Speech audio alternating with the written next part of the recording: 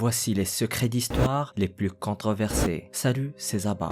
Et commençons tout de suite par le numéro 8, Lettre de l'Éventreur. Jack l'Éventreur est l'un des pires tueurs en série de l'histoire. Il est aussi l'un des premiers à être mondialement connu. Mais il existe toujours une énigme autour de son affaire que la majorité des gens ignorent. Effectivement, deux des lettres qu'il aurait envoyées à la presse, en réalité, ce sont les deux célèbres lettres qui lui ont donné son surnom sordide. Elles ont vraisemblablement été fabriquées de toutes pièces par des journalistes afin d'augmenter les ventes de leurs journaux. Mais Jack l'Éventreur a bien assassiné au moins 5 prostituées entre le mois d'août et le mois de novembre en 1888. Mais le mystère troublant dans cette histoire se trouve dans une lettre et une carte postale qui auraient été envoyées par l'assassin à la Central News Agency. La lettre a été reçue le 27 septembre et la carte postale 4 jours plus tard seulement. Et cette lettre était la première fois où la dénomination Jack the Ripper, donc Jack l'Éventreur, a été utilisée. En réalité, ces deux documents sont responsables de la version de Jack l'Éventreur que l'on connaît. C'est elles qui ont tissé les traits du personnage qui va terroriser l'imagination de milliers de personnes pour plus de 100 ans. Et pourtant, le docteur en linguistique, Andrea Nini, a prouvé que les lettres n'ont pas été écrites par le fameux criminel. Le professeur à l'université de Manchester a récemment réalisé une étude où il a comparé pas moins de 209 lettres envoyées à la police et aux journalistes à la même période des meurtres. Il a découvert que toutes ces lettres, incluant celles présumément envoyées par Jack l'Éventreur, ont été écrites par le même auteur. L'utilisation des mêmes expressions, des mêmes phrases, la même formulation, ainsi que la même écriture manuelle ont prouvé que Jack l'Éventreur n'a sûrement jamais contacté ni la police ni la presse. En vrai, son identité ainsi que sa personnalité sont un mystère complet. Tout ce que l'on sait de lui est qu'il a assassiné 5 femmes et a disparu sans laisser de traces. Et le mythe construit autour de sa personne vient de fausses correspondances créées de toutes pièces par des journalistes véreux dans le seul but d'augmenter les ventes de son journal en difficulté. Numéro 7. La cité engloutie. La découverte d'une cité engloutie a déchaîné les passions en 2001 quand une équipe de chercheurs sous-marins était en train de cartographier les fonds marins au large de Cuba et dans les Caraïbes en général. Durant le ratissage, leur sonar a détecté un très grand nombre de structures en pierre à 548 mètres de profondeur. Des formations qui ressemblaient bizarrement à des formes géométriques qui rappellent étrangement des monuments humains. La reconstitution des images du sonar est très troublante comme vous pouvez le voir. Elle montre des structures qui sont tout à fait lisses et qui ressemblent étrangement à des pyramides. Et l'organisation de tous ces éléments rappelle étrangement une ville. L'entreprise responsable de cette découverte est nommée Advanced Digital Communications. Mais ce qui est vraiment troublant est qu'après la découverte et la première vague de couverture médiatique qui suit un tel événement, toute information sur la structure ont quasiment disparu. Ce qui a donc poussé plusieurs personnes à penser que les éléments de la découverte sont intentionnellement gardés secrets et cachés à l'opinion publique. Le géologue Manuel Iturralde, qui a assisté aux recherches, va même jusqu'à les décrire d'extrêmement intrigants. Il est le directeur des recherches au musée d'histoire naturelle de Cuba, donc il sait de quoi il parle. Il n'y a aucun doute quant à l'authenticité des structures sous-marines, mais il reste tout de même à déterminer exactement de quoi il s'agit. Est-ce que c'est vraiment les vestiges perdus de l'Atlantide, comme le prétendent certains, ou bien une autre cité engloutie ou complètement autre chose? L'énigme reste donc non résolue. Numéro 6. OVNI antique. En 218 avant Jésus-Christ, plusieurs historiens rapportent une apparition très bizarre d'une flotte d'objets volants au-dessus du ciel de Rome.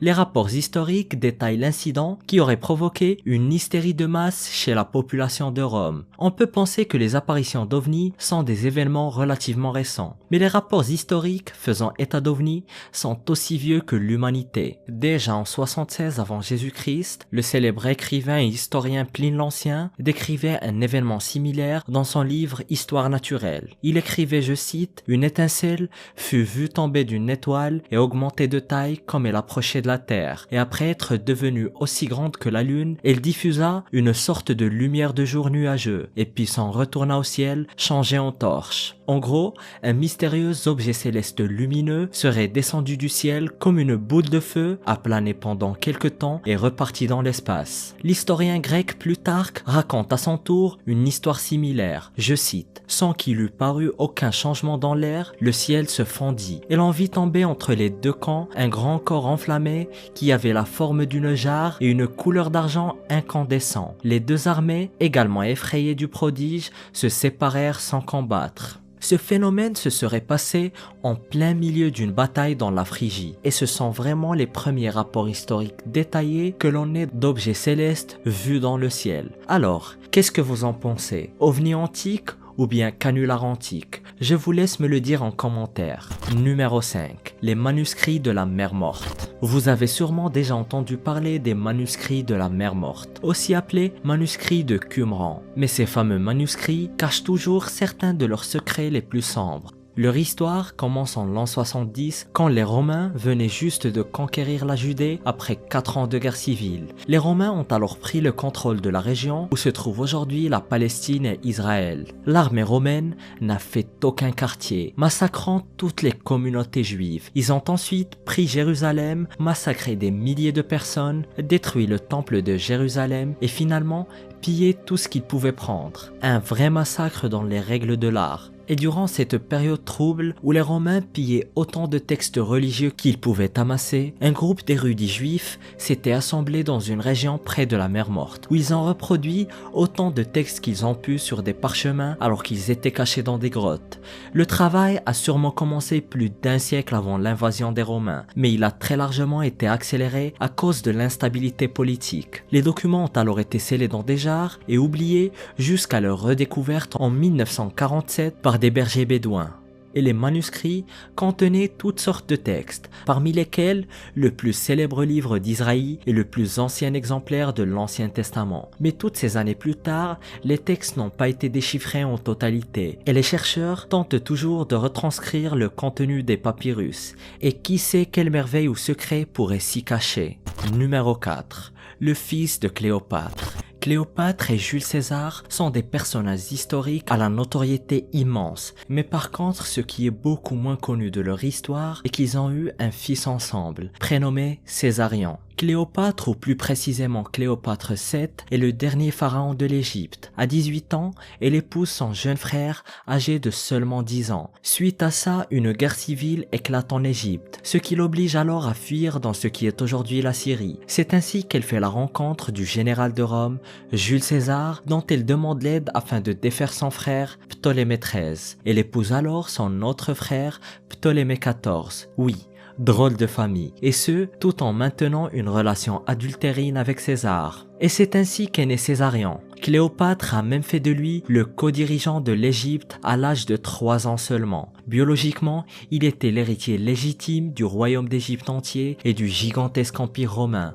Mais le problème est que César avait déjà désigné son neveu et fils adoptif Octave, qui allait devenir par la suite l'empereur Auguste, son héritier par testament. Et il n'y avait aucune chance que les Romains allaient se laisser diriger par un Égyptien qui plus est était le fils de Cléopâtre. Il est aussi dit que César aurait peut-être changé d'avis et a voulu modifier son testament, mais dans tous les cas, il fut assassiné avant d'en avoir l'occasion. Octave, qui lui succède, assassine alors Césarion, puisqu'il est une menace directe pour son trône. L'ironie du sort a voulu que le fils de Cléopâtre subisse le même destin qu'elle faisait subir à tous ceux qu'elle voyait comme une menace à son trône.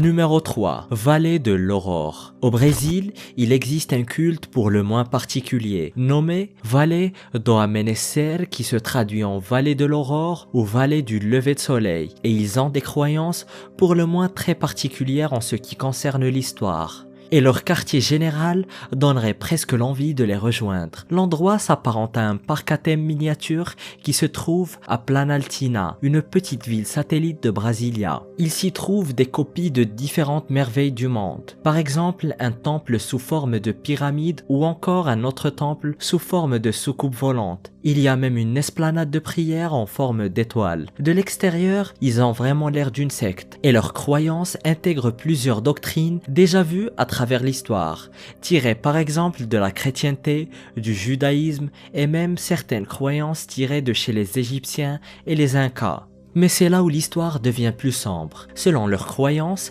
des extraterrestres auraient débarqué sur Terre il y a 32 000 ans et leur but était de permettre à notre civilisation de se développer. Ces êtres seraient depuis retournés sur Terre plusieurs fois pour nous guider dans notre développement. Alors, ou bien ces gens détiennent des informations que personne n'a, ou bien ce sont vraiment des illuminés. Mais je vous laisse en être juge. En tout cas, leurs costumes sont vraiment stylés.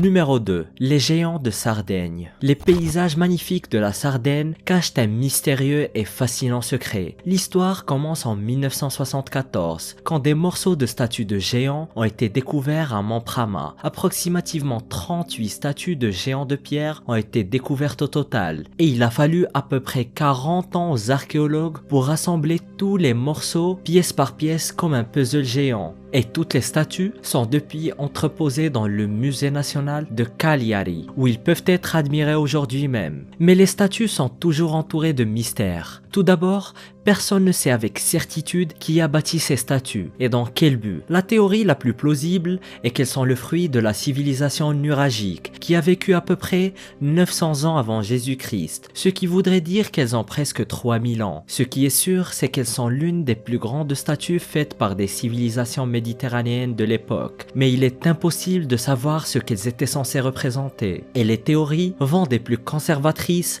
aux plus farfelues. Pour certains, elles représentent des divinités mythologiques. Pour d'autres, elles représentent de vrais géants qui ont vécu. Les plus perchés disent même que ce sont des géants pétrifiés. Et jusqu'à présent, leur origine et leur signification restent un mystère complet.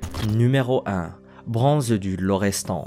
Les bronzes du Lorestan sont toujours l'un des plus grands mystères de l'archéologie. Ces figurines en bronze datant de l'âge de fer ont été retrouvées dans les monts Zagros de l'Iran. Ils ont attiré pas mal d'attention suite à leur découverte vers la fin des années 20 et le début des années 30. Mais sont très vite retombés dans l'oubli et 90 ans plus tard, les experts sont toujours incapables de savoir qui a créé ces sculptures très bizarres. Les objets ont été trouvés à l'origine par un fermier qui les a déterrés de ses champs avant que des revendeurs locaux ne les lui achètent. Et très vite, le mot s'est répandu et la plupart des statues ont fini dans des musées ou dans des collections privées. Et ce n'est que 10 ans plus tard que le pillage a cessé et que de vrais archéologues se sont emparés de l'affaire. L'archéologue allemand Erich Schmidt a été le premier à prendre cette découverte au sérieux en 1938 et il a pu découvrir une multitude d'artefacts qui ont échappé aux pillards. Il a même découvert plusieurs chambres sous terre qui faisaient sûrement partie de la structure d'un temple antique. Mais malgré tout cela, les experts ignorent toujours quelle civilisation a créé ces objets. Les estimations les plus récentes parlent du 11e siècle avant Jésus-Christ et ils auraient pu être fabriqués par les Cimériens, un peuple nomade originaire de l'actuelle Russie. On ignore aussi ce que représentaient les créatures très bizarres des figurines.